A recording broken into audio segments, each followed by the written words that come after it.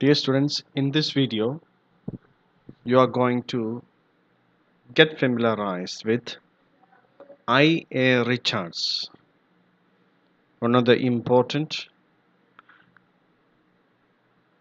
modern critic in English literature. വിദ്യാർത്ഥികളെ ഈ വീഡിയോയിൽ കൂടെ നിങ്ങൾ പരിചയപ്പെടാൻ പോകുന്നത് ഇംഗ്ലീഷ് സാഹിത്യത്തിലെ വളരെ പ്രസിദ്ധനായ ഒരു സാഹിത്യ വിമർശകനായ I.A. റിച്ചാർഡ്സിനെ പറ്റിയാണ്. We can know some autobiographical features of I.A. Richards.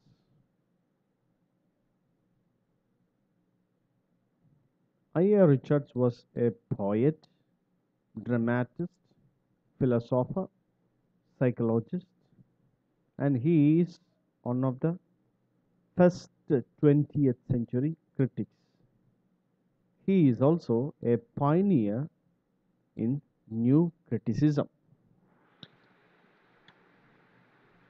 The name of I.A. Richards is Ivor Armstrong Richards.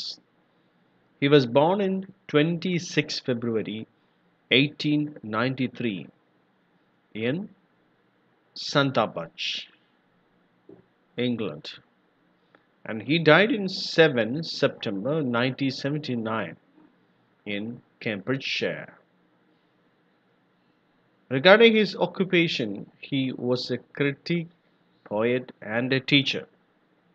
At the institution where he studied, his alma mater was Magdalen College, Cambridge. And his popular writings were The Meaning of Meaning, Principles of Literary Criticism, Practical Criticism. As a literary critic, he was appreciated for much his contribution to literary criticism. I.A. Richards, he influenced both sides of the Atlantic, that means both Europe and America, with his valuable works in literature. സാഹിത്യ വിമർശന രചനകളിൽ അക്കാലത്ത് രണ്ട് വിഭാഗമായിരുന്ന സാഹിത്യ വിമർശന ലോകം, Europe എന്നും America എന്നും രണ്ട് ഡിവിഷന് ആ സമയത്തുണ്ടായിരുന്നു. ഈ രണ്ട് വിഭാഗത്തെയും സ്വാധീനിക്കുന്നതിൽ I.A. Richards. Next, he is considered one of the pioneers of new criticism. Already we have studied about new criticism, and I.A. Richards was one of the pioneers of new criticism. Pioneers means beginners. He was one of the important personality who laid the foundation of new criticism. നിങ്ങൾ പഠിച്ചു കഴിഞ്ഞു new criticism എന്താണ് എന്നാണ് കടന്നു വന്നതൊക്കെ. അപ്പം I.A. റിച്ചാർഡ്സിന്റെ പല ആശയങ്ങളും new criticism, ആ ഒരു പ്രത്യേക ക്രിട്ടിക്കൽ സ്കൂൾ, ലിറ്റററി ക്രിറ്റിസിസം സ്കൂളിന്റെ അടിസ്ഥാനം ഇട്ടതായിരുന്നു. Then he was an iconoclast who denounced the all criticism, where critics were supposed to follow a set of rules and regulations. As an iconoclast because he was against the old school of literary criticism. Many of I.A. Richards' ideas were an attack to the old school of literary criticism. നമ്മൾ I.A. Richards അദ്ദേഹത്തിൻ്റെ critical writings അതുപോലെ അദ്ദേഹത്തിൻ്റെ വർക്കുകളൊക്കെ നോക്കുമ്പോൾ മനസ്സിലാകുന്നത് ആ കാലഘട്ടത്തിൽ, തൻ്റെ കാലഘട്ടത്തിൽ വളരെ പ്രബലമായിരുന്ന വിമർശന ചിന്തകളെയൊക്കെ ചോദ്യം ചെയ്യുവാനും അവയ്ക്കെതിരെ പ്രതികരിക്കുവാനുമായിട്ടാണ് ഐ.എ. റിച്ചാർഡ്സ് എഴുത്തിലേക്ക് കടന്നു വന്നത്. To him, criticism is not mere application of set of rules and intuition. See, then the cherished critical ideas were the critical ideas of romanticism. Romanticism emphasized on intuition, and I.A. Richards attacked this school of criticism. Particularly, he denounced the set of rules forwarded by Romantic school of literary criticism. About Romantic school, Romantic സാഹിത്യ വിമർശന ചിന്തകളെയൊക്കെ അപ്പടി ചോദ്യം ചെയ്ത എഴുത്തായിരുന്നു ഐ.എ. റിച്ചാർഡ്സിൻ്റേത്. He was a widely read person, and he had a deep knowledge in literature, philosophy, psychology, aesthetics, and fine arts.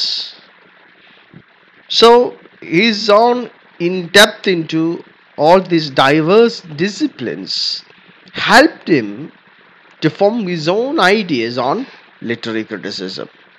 ഇപ്പോൾ സാഹിത്യ രചനയിൽ മാത്രം ഒതുങ്ങി നിൽക്കുന്ന ഒരു അനുഭവ സമ്പത്തല്ലായിരുന്നു ഐ.എ. റിച്ചാർഡ്സ് ഉണ്ടായിരുന്നത്. മറിച്ച്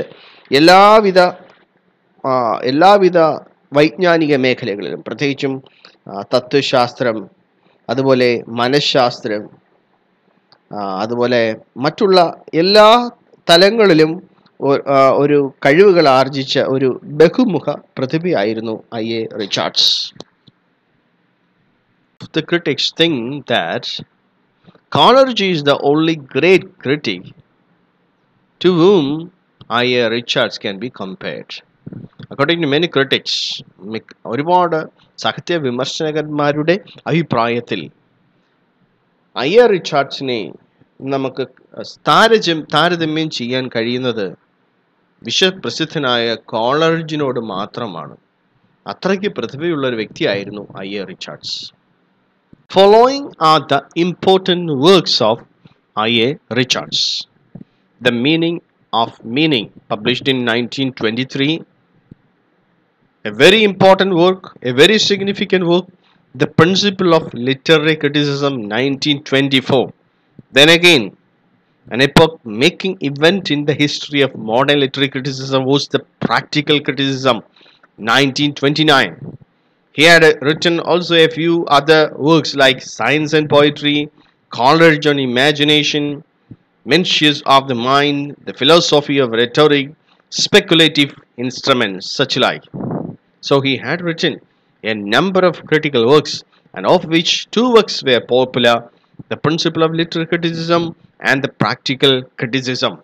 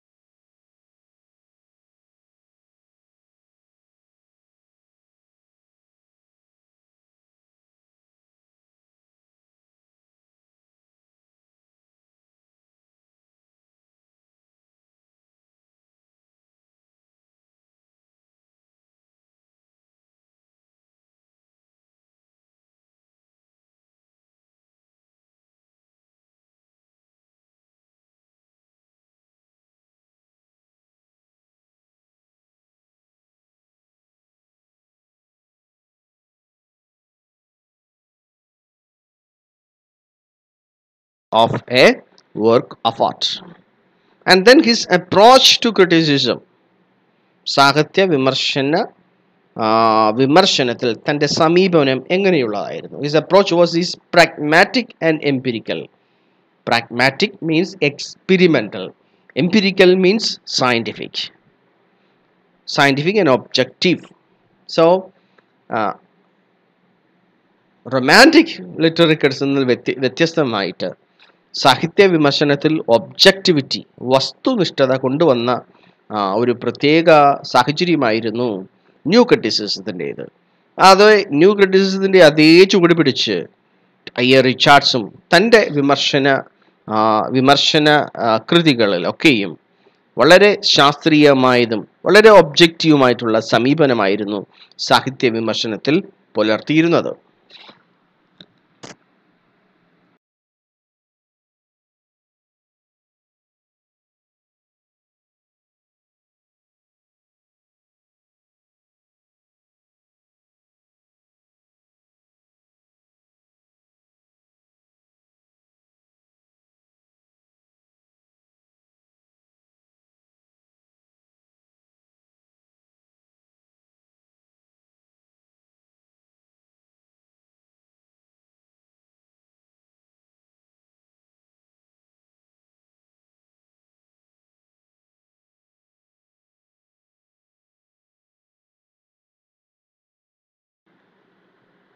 സാഹിത്യ വിമർശനത്തിൽ റിച്ചാർഡ്സിന്റെ സമീപനം അത് ന്യൂ ക്രിറ്റിസിസത്തിന്റെ അതേ സമീപനം തന്നെയായിരുന്നു. നേരത്തെ പറഞ്ഞതുപോലെ അദ്ദേഹം നടത്തിയത് വെർബൽ ആൻഡ് ടെക്സ്റ്റൽ അനാലിസിസ് ആണ്. എന്ന് വെച്ചാൽ ഒരു കവിതയുടെ അതിനെ ഭാഗമായി എടുത്ത് അതിൻ്റെ വാക്കുകളെ മാറ്റി നിർത്തിക്കൊണ്ട് അതിൻ്റെ ടെക്സ്റ്റിനെ വെർബലായി അനലൈസ് ചെയ്യുന്ന രീതിയാണ് വെർബൽ ആൻഡ് ടെക്സ്റ്റൽ അനാലിസിസ്.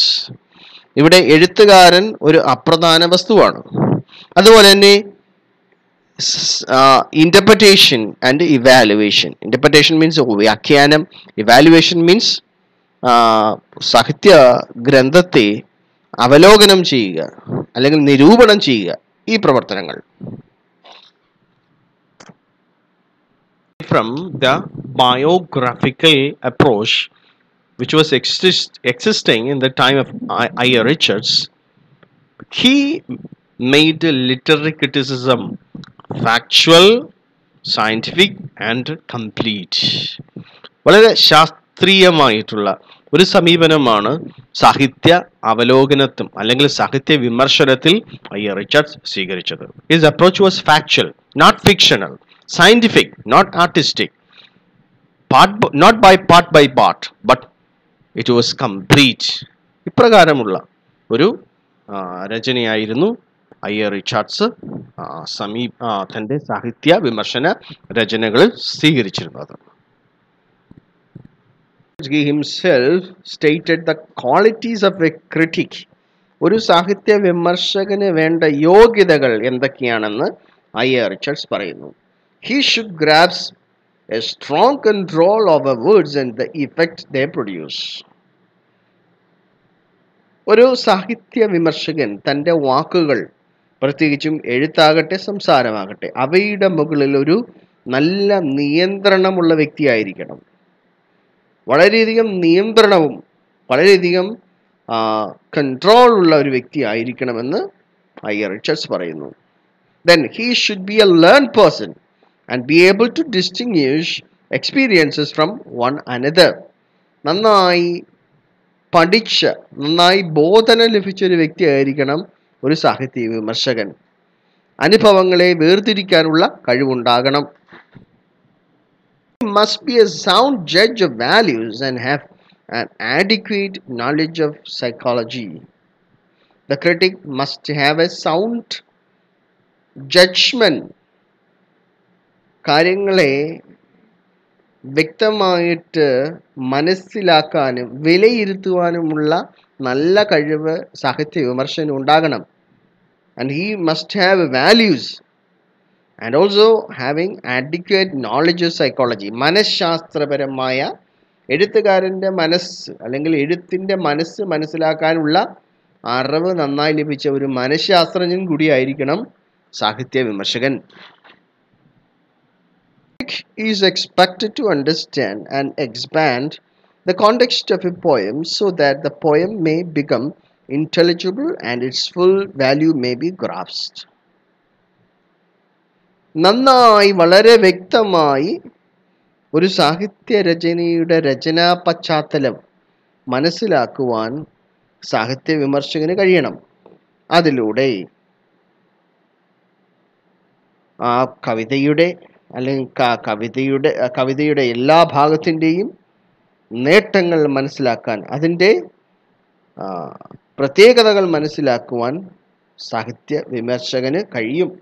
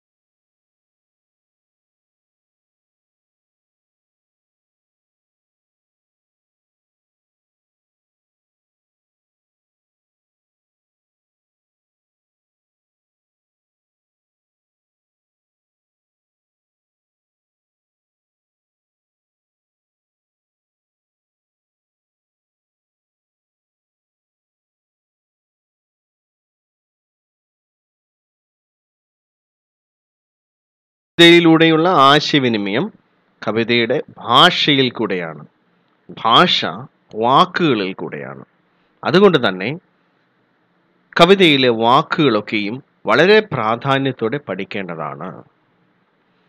ഈ വാക്കുകളെ പ്രത്യേകമായി പഠിച്ചാൽ കവിതയുടെ പൂർണ്ണ അർത്ഥം വ്യാഖ്യാതാവിന് അല്ലെങ്കിൽ വിമർശകന് വ്യക്തമാകും.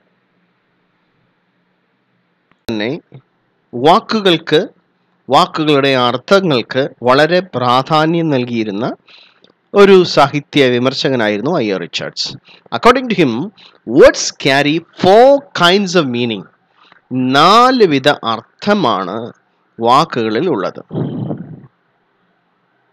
Or the total meaning of a word depends on 4 factors.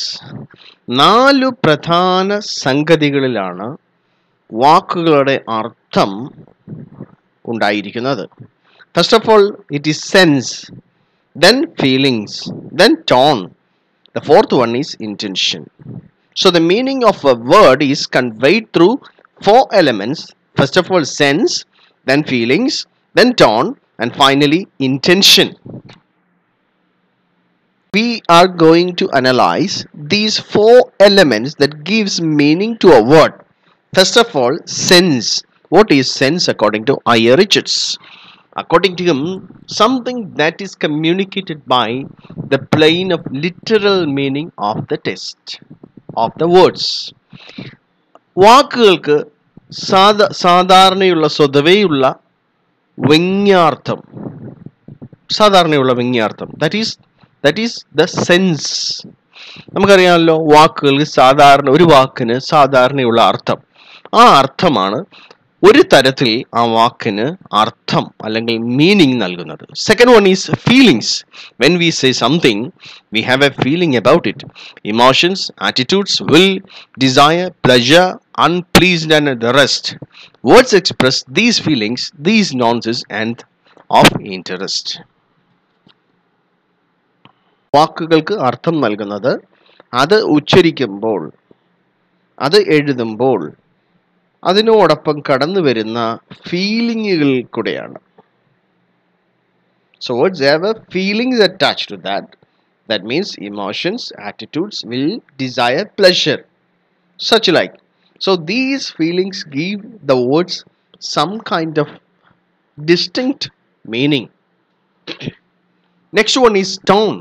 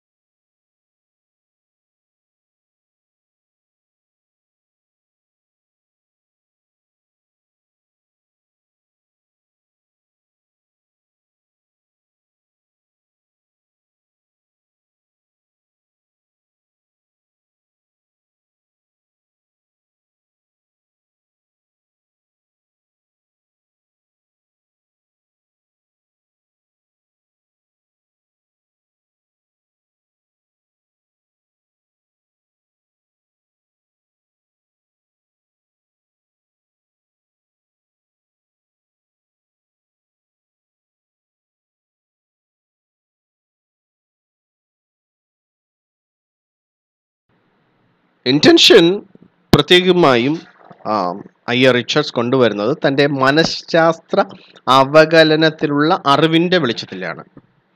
ഒരു വാക്ക് പറയുമ്പോൾ, ഒരു വാക്ക് ഉച്ചരിക്കുമ്പോൾ, അല്ലെങ്കിൽ ഒരു വാക്ക് എഴുതുമ്പോൾ അതിൻ്റെ പിന്നിൽ എഴുത്തുകാരൻ്റെ മാനസികമായിട്ടുള്ള ഉദ്ദേശം അല്ലെങ്കിൽ psychological intention. It has an object. It is the writer's aim, which may be conscious or unconscious. ഒരുപക്ഷേ ഇത് ബോധപൂർവം എഴുത്തുകാരൻ കൊണ്ടുവരുന്ന ഒരു അർത്ഥമാണ്, അല്ലെങ്കിൽ ബോധപൂർവമല്ലാതെ അൺകോൺഷ്യസ് ആയി കിടക്കുന്ന ഒരു അർത്ഥമായിരിക്കാം. It refers to emphasis, shape the arrangement, draws attention to something important.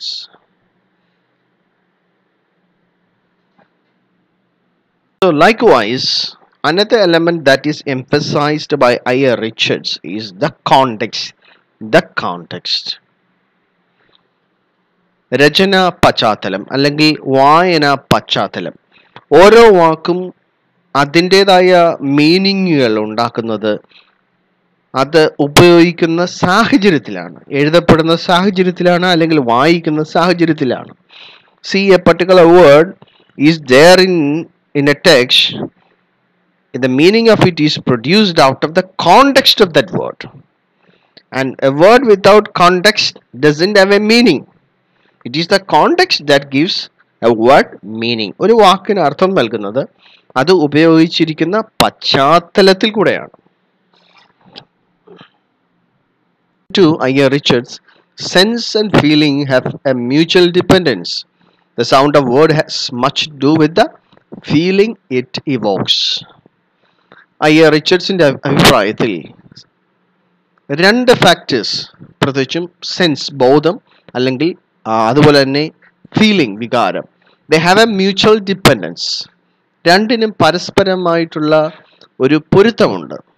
The sound of a word has much do with the feeling it evokes. ഒരു വാക്കിൻ്റെ ശബ്ദം, ഉച്ചരിക്കുന്ന അതിൻ്റെ ശബ്ദം അതിനകത്തുള്ള വൈകാരിക അവസ്ഥയുമായി വളരെ ബന്ധപ്പെട്ടിരിക്കുന്നു. The feeling may arise from the meaning of it governed by. എന്തെന്നാൽ ഒരു വാക്കിൻ്റെ അർത്ഥം തന്നെ, അതിനകത്തുള്ള അർത്ഥം തന്നെ അതിന് ശബ്ദം കൊടുക്കുന്നു. ഒരു വാക്കിൻ്റെ ശബ്ദം എങ്ങനെയാണത് ഉച്ചരിക്കുന്നു, അതിൻ്റെ ഉച്ചാരണം അതിൻ്റെ അർത്ഥവുമായി വളരെ ബന്ധപ്പെട്ടിരിക്കും. The feeling may arise from the meaning and governed by it. The meaning arises from the feeling evokes. അതുപോലെ തന്നെ അർത്ഥം മറ്റൊരു തലത്തിൽ ഉണ്ടാകുന്നത് അതിനകത്തെ വൈകാരിക അവസ്ഥയിൽ നിന്നാണ്. ഓരോ വാക്കിനും അതിനകത്തൊരു വൈകാരിക തലമുണ്ട്. ആ വൈകാരിക തലത്തിൽ നിന്നാണ് അതിന് അർത്ഥം ലഭിക്കുന്നത്. Sense and feeling may be related because of the context.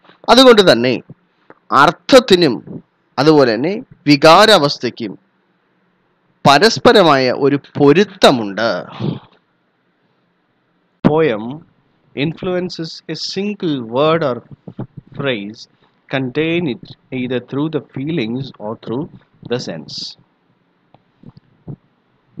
ഒരു കവിതയെ പൂർണ്ണമായും എടുത്താൽ കവിതയ്ക്കകത്തുള്ള ഒരു വാക്ക്, ആ വാക്കിനെ സ്വാധീനിക്കുന്നത് ആ കവിതയിലെ മൊത്തം വൈകാരിക അവസ്ഥയാണ്, അല്ലെങ്കിൽ മൊത്തമായിട്ടുള്ള അതിൻ്റെ സെൻസാണ് ഈ കവിതയുടെ ഓരോ വാക്കുകളെയും ഇൻഫ്ലുവൻസ് ചെയ്യുന്നത്. So therefore, I.R. Richards argues that we need one careful reading to find the meaning and another to grasp feeling. അതുകൊണ്ടാണ് I.R. റിച്ചർഡ്സ് പറയുന്നത് ഒരു കവിതയിലെ പൂർണ്ണ അർത്ഥം ലഭിക്കാൻ, അല്ലെങ്കിൽ ഒരു കവിതയിലെ ഓരോ വാക്കിൻ്റെയും പൂർണ്ണമായ അർത്ഥം ഗ്രഹിക്കാൻ വളരെ അടുത്തുള്ള അല്ലെങ്കിൽ വളരെ ക്ലോസ് ആയിട്ടുള്ള കവിതയുടെ വായനയാണ് ആവശ്യം. സോ ഈ കാരണങ്ങൾ കൊണ്ട് തന്നെയാണ് ന്യൂ ക്രിറ്റിസിസം ആർഗ്യൂ ചെയ്യുന്നത്. New criticism argues that to understand the meaning of a poem, to understand the meaning of a part of a poem, a close reading of the text is needed. Element that is emphasized by I.A. Richards is the rhythm and the meter of the poem. So, what is the rhythm? Rhythm results from the repetition of particular sounds and the expectancy this repetition arouses in the mind. നമുക്കെല്ലാവർക്കും തന്നെ അറിയുന്നതാണ് കവിതയുടെ ഒരു പ്രത്യേക ക്യാരക്ടറാണ് അതിനകത്തുള്ള rhythm. So the rhythm, how the rhythm is made, the rhythm comes out from the repetition of A particular sounds. ഒരു കവിതയിലെ തന്നെ അതിൻ്റെ വരികളിലെ ശബ്ദം, ആ ശബ്ദത്തിൻ്റെ ആവർത്തനത്തിൽ നിന്നാണ് കവിതയ്ക്ക് റിതം ലഭിക്കുന്നത്. The expectancy of this repetition arouses in the mind. ഈ ഒരു താളം കവിത വായിക്കുന്ന വ്യക്തി തൻ്റെ മനസ്സിൽ പ്രതീക്ഷിക്കുകയും തുടർന്നും ഈ ശബ്ദങ്ങൾ ആവർത്തിക്കുമെന്നുള്ള പ്രതീക്ഷയും ലഭിക്കുന്നു, പ്രതീക്ഷയും ഉണ്ടാകുന്നു. Element that is the metre. You everybody know that one of the characteristics of a poem is the meter. So the meter is a specialized form of rhythm. കവിതയിലെ നേരത്തെ പറഞ്ഞ ആ താളത്തിൻ്റെ ആവർത്തനവും ആ താളത്തിൻ്റെ പൂർണ്ണ രൂപത്തെയുമാണ് നമ്മൾ മീറ്റർ എന്ന് പറയുന്നത്. It is rhythm made more regular and cast into set and well-formed pattern. So, rhythmത്തിൽ നിന്നുണ്ടാകുന്ന മീറ്റർ ഇത് ഒരു തനിയായ ആവർത്തനത്തിൽ കൂടെ ഒരു പ്രത്യേക മാതൃകയായി കവിതയിൽ കാണാം. C for example, when you read Wordsworth poem Daffodils, there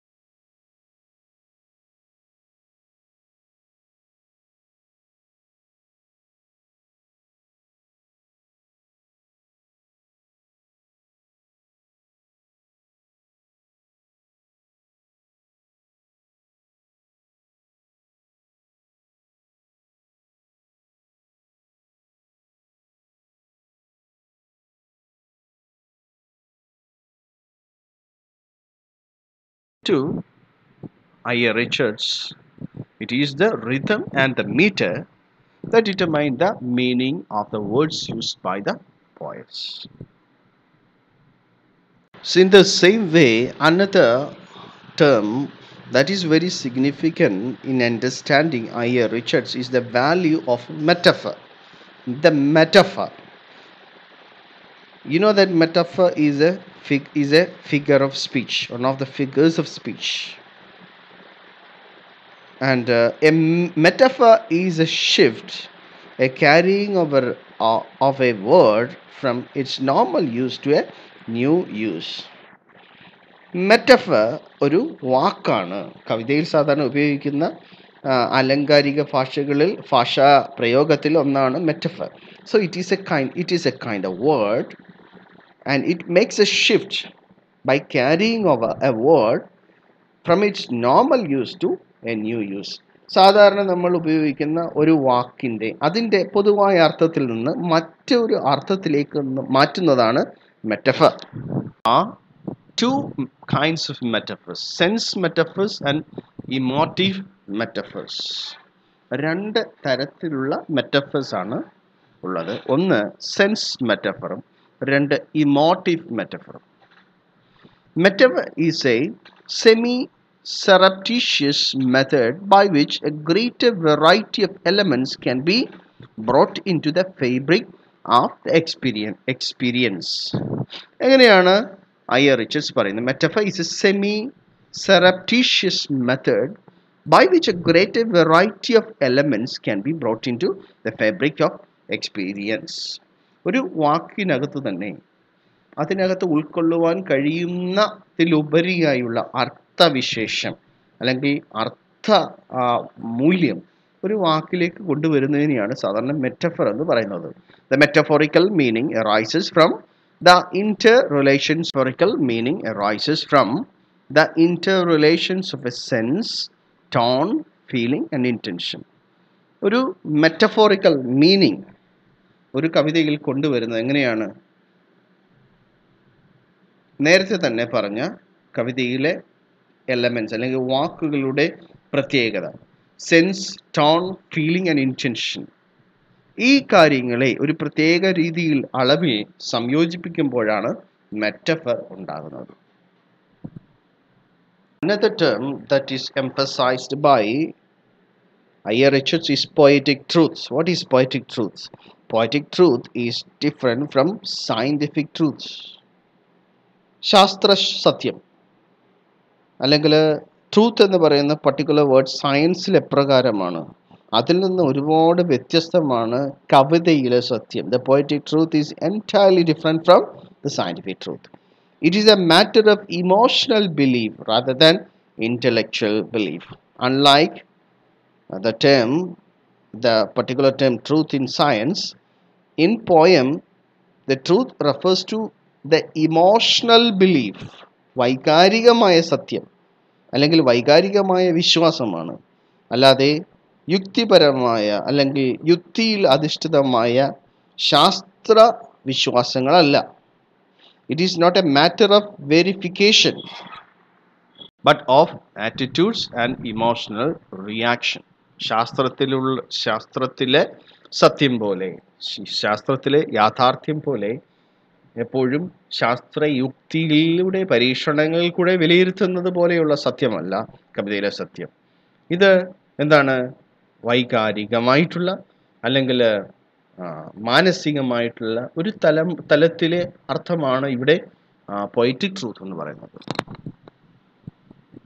So we have seen the ideas of I.R. Richards. Now we will come to the important part of I.R. Richards' literary criticism, that is his contribution to practical criticism. That is very important in the contribution of I.R. Richards to English literary criticism. I.R. റിച്ചർഡ്സിൻ്റെ English സാഹിത്യ വിമർശന എഴുത്തുകളിൽ ഏറ്റവും പ്രാധാന്യമായിട്ടുള്ളത് practical ക്രിറ്റിസിസത്തിലുള്ള തൻ്റെ കോൺട്രിബ്യൂഷനാണ്.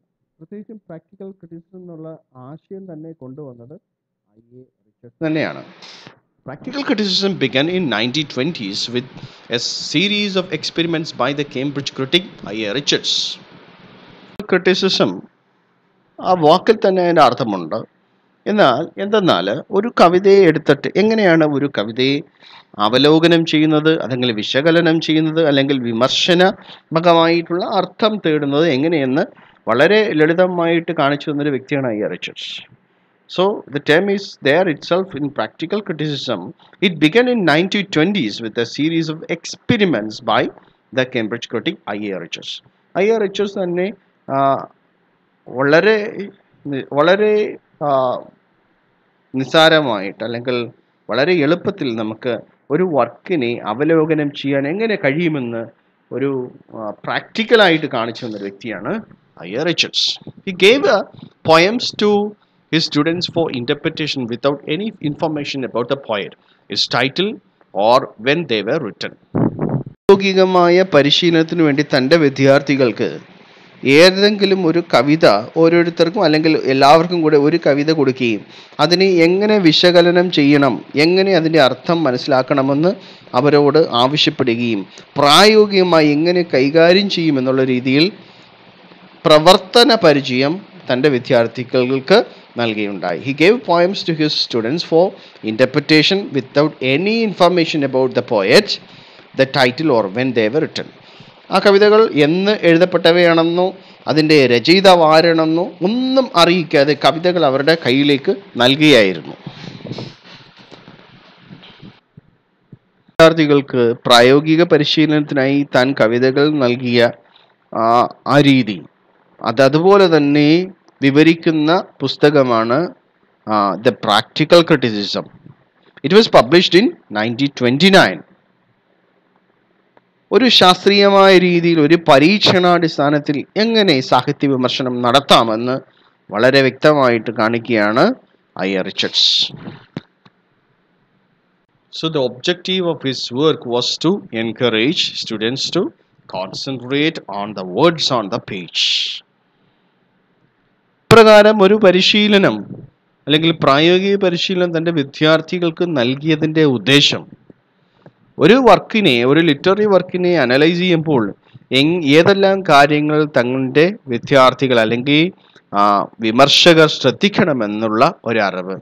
The words on the page rather than relying on the preconceived or received beliefs about a text. ഒരു work അത് analyse ചെയ്യുമ്പോൾ അതിൻ്റെ രചയിതാവിനെ കുറിച്ചോ രചനാ പശ്ചാത്തലത്തെക്കുറിച്ചോ ഒന്നും അന്വേഷിക്കാതെ കവിതയിലേക്ക് നോക്കി അതിൻ്റെ അർത്ഥം വളരെ ശ്രദ്ധിച്ചു മനസ്സിലാക്കുക എന്നുള്ള ഒരു ബോധനമാണ് ഐ.എ. റിച്ചർഡ്സ് കൊടുത്തത്.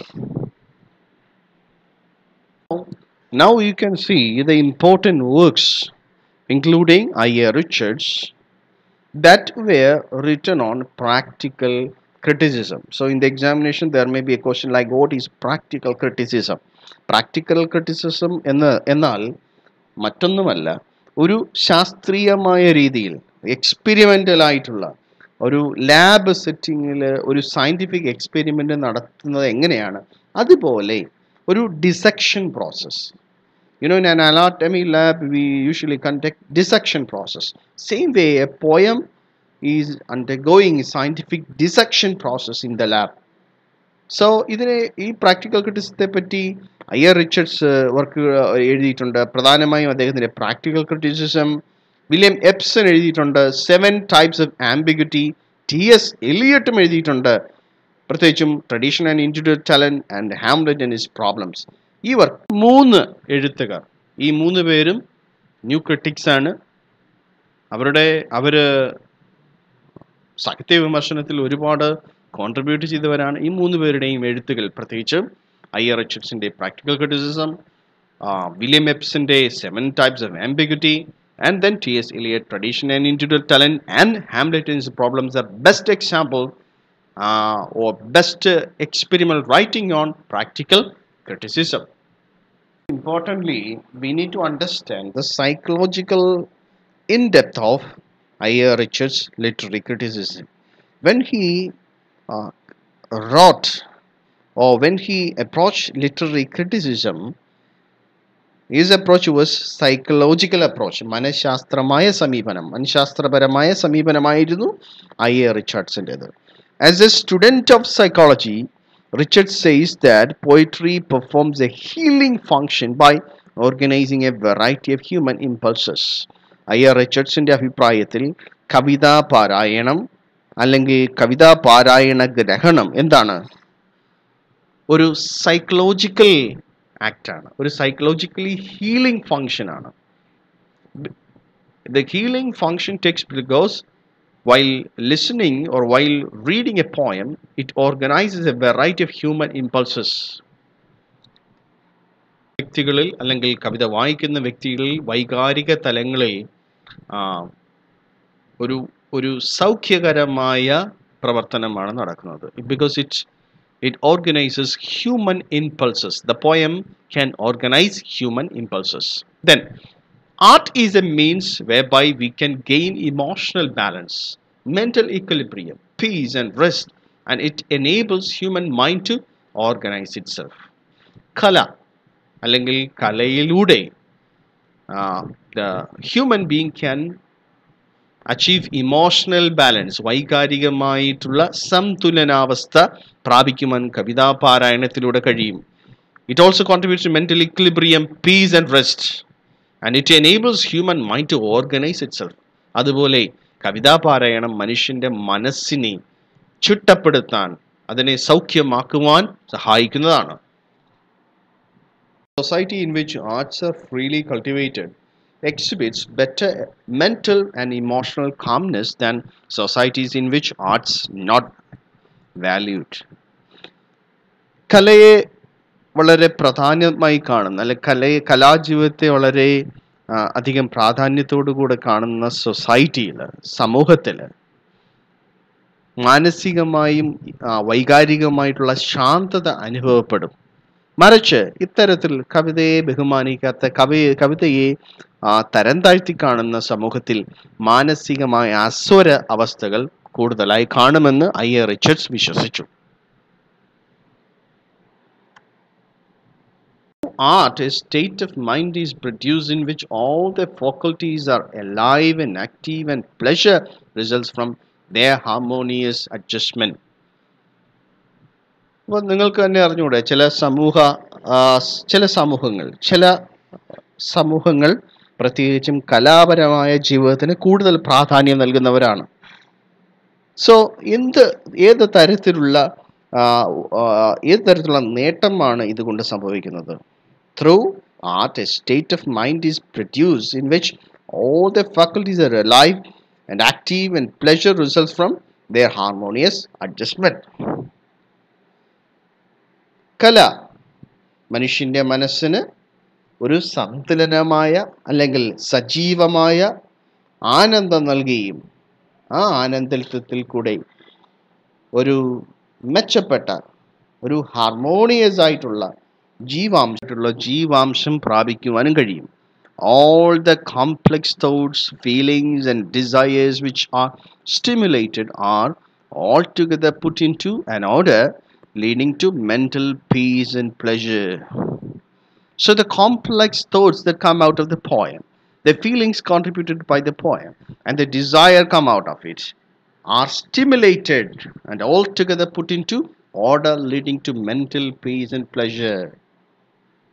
അപ്പോൾ കവിതയിലെ വിവിധ തരത്തിലുള്ള ചിന്തകൾ, വൈകാരികാവസ്ഥകൾ, ആഗ്രഹങ്ങൾ, ഇവയൊക്കെയും മനുഷ്യ മനസ്സിനെ ശാന്തതയിലേക്കും സുഖാവസ്ഥയിലേക്കും സമാധാനത്തിലേക്കും നയിക്കാൻ കഴിവുള്ളവയാണെന്ന് റിച്ചർഡ്സ് വിശ്വസിച്ചു. What is all mostly important in Richards' literary criticism is his psychological approach. For Richards, this form of close analysis of anonymous poems was finally intended to have psychological benefits for the students. Even he wanted his students to read poems, to analyze poems without getting any information regarding the author.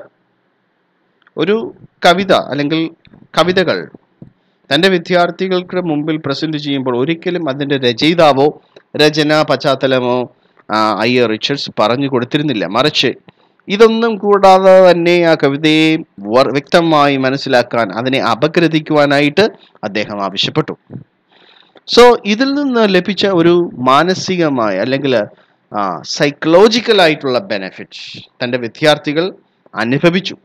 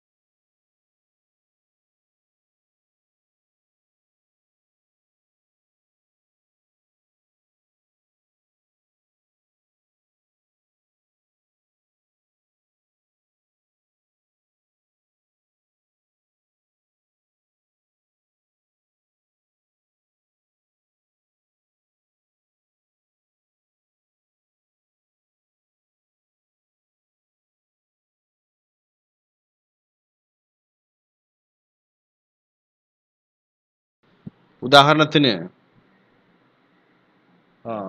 ഒരു തമ്പുരു, ഈ തമ്പുരുവിൻ്റെ ഒരു സന്തുലനാവസ്ഥ എങ്ങനെയാണ് സൃഷ്ടിക്കുന്നത്? കലാകാരൻ, അതിനെപ്പറ്റി മെച്ചമായി അറിയുന്ന വ്യക്തി അതിനെ മീട്ടുമ്പോൾ ഉണ്ടാകുന്ന അപസ്വരങ്ങളെ മാറ്റി നല്ല മെച്ചപ്പെട്ട അല്ലെങ്കിൽ ഹാർമോണിയസ് ആയ സ്വരങ്ങളെ സൃഷ്ടിച്ച് അതിനെ ഒരു പൂർണ്ണതയിലേക്ക് നയിക്കുന്നു. അതുപോലെ മനസ്സിനെയും കവിതയിലൂടെ പൂർണ്ണതയുള്ള അല്ലെങ്കിൽ വളരെ ശാന്തമായ അവസ്ഥയിലേക്ക്, ചിട്ടപ്പെട്ട അവസ്ഥയിലേക്ക് നയിക്കാൻ കവിതയെ ഉപയോഗിക്കാമെന്ന് അദ്ദേഹം കരുതിയിരുന്നു.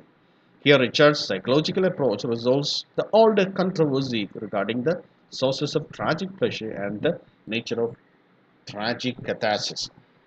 നിങ്ങൾ തന്നെ പഠിച്ചിട്ടുള്ളതാണ് Aristotle's theory of tragic കഥാസിസ്.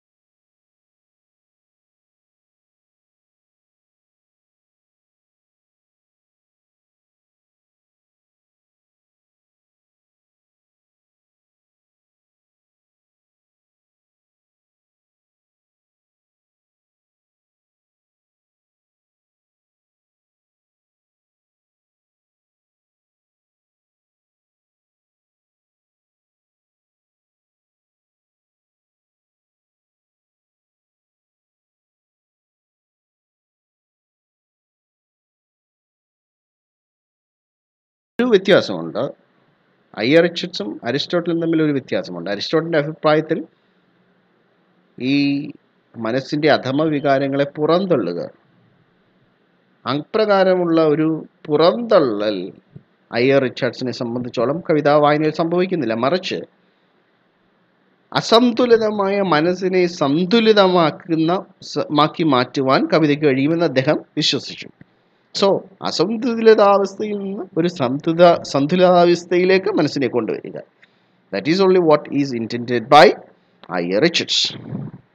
That psychological approach is a resolution of the old controversy. ഇത് റിച്ചർഡ്സിന്റെ ഇപ്രകാരമുള്ള ആശയം അരിസ്റ്റോട്ടിലിന്റെ കഥാർസിസ് അല്ലെങ്കിൽ മെന്റൽ പ്യൂരിഫിക്കേഷൻ അല്പം വ്യത്യാസമുള്ള ഒരാശയം. Video you were watching and listening to the important ideas of new critic Richards. Hope that all of you understood the ideas shared to you. Thank you for listening and watching this video. We'll come again with another video. Until then, goodbye.